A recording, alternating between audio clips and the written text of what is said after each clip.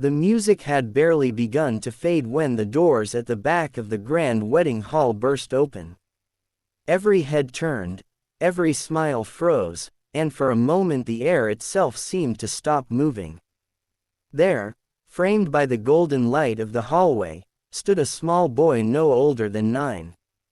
His little white shirt was wrinkled, his vest half-buttoned, his hair slightly messy, as if he'd run all the way here. But what silenced the room wasn't his intrusion.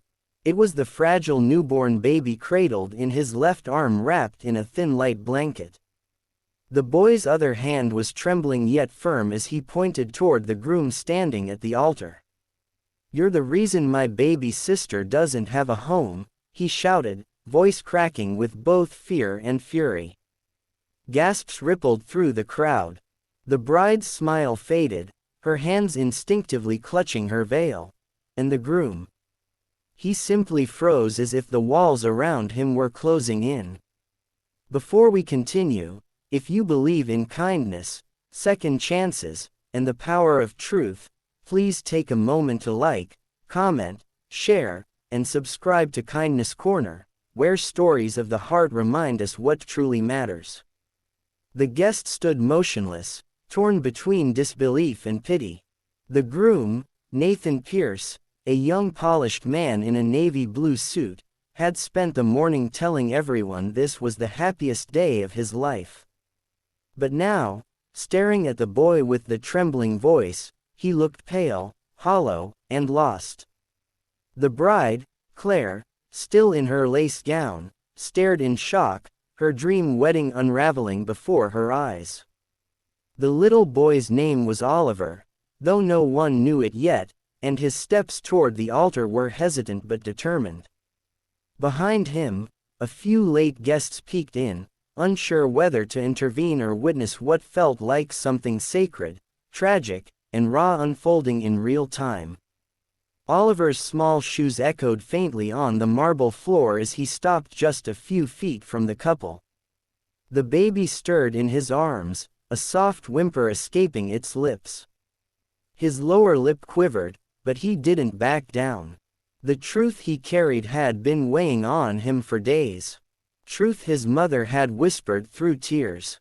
Truth he couldn't unhear. His mother, Grace, had once worked for Nathan before his engagement to Claire, cleaning offices late at night.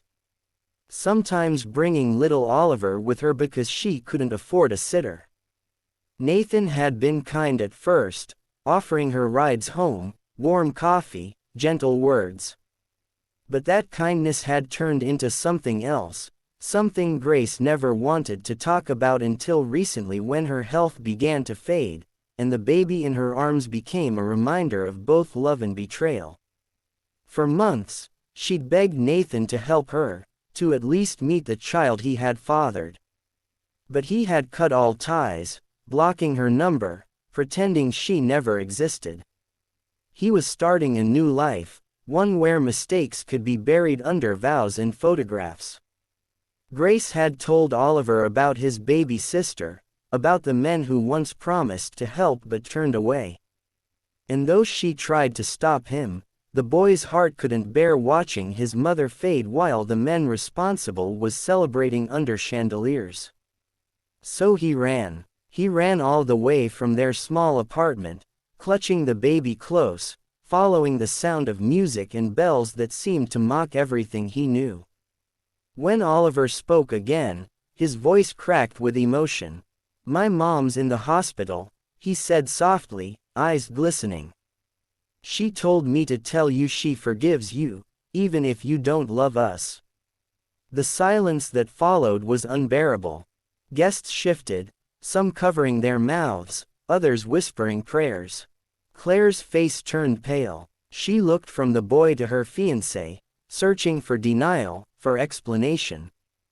But Nathan said nothing. His hands trembled at his sides, his jaw clenched.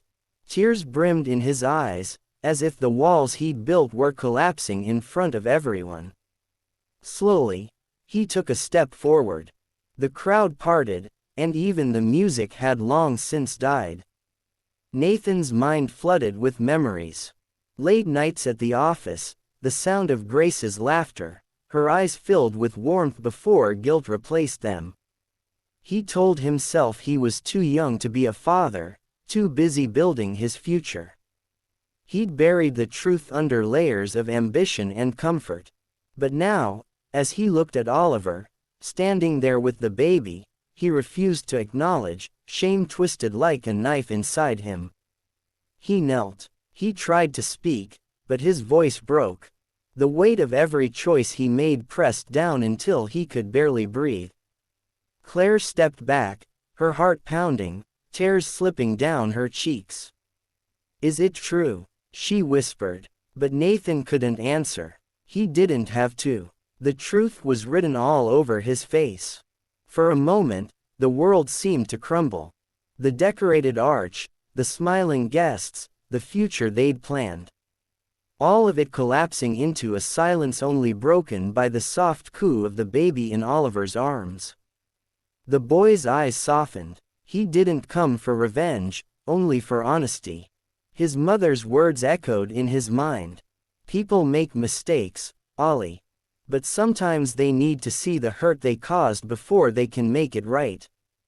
Nathan reached out slowly, his hand shaking, and gently touched the baby's tiny hand. The child stirred, gripping his finger instinctively. The crowd watched in breathless quiet as a single tear slid down Nathan's cheek. "I'm sorry," he whispered, voice trembling. "I'm so sorry." Oliver stood silently, eyes wet but steady. For the first time, the anger in his little chest began to ease. He didn't know if this man could ever make things right. But seeing his regret meant the truth had finally broken through. Nathan turned toward Claire, his heart heavy with shame. He expected her to leave, to run, to never look back. But instead, she looked at Oliver, then at the baby, and took a deep, trembling breath. "Bring your mother home," she said quietly.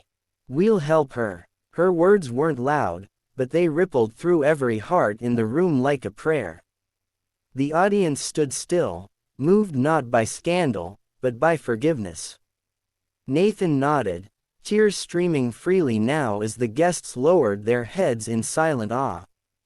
The boy didn't smile, but there was peace in his eyes. The kind that comes when truth finally finds light.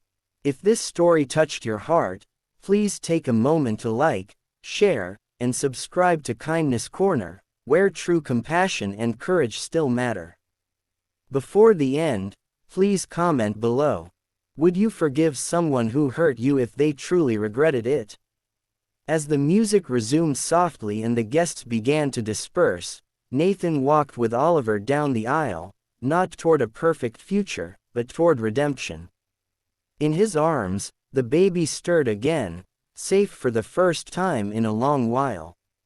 And in that quiet moment, surrounded by broken vows and mended hearts, a man who once ran from love, finally found it waiting in the hands of a child who refused to give up.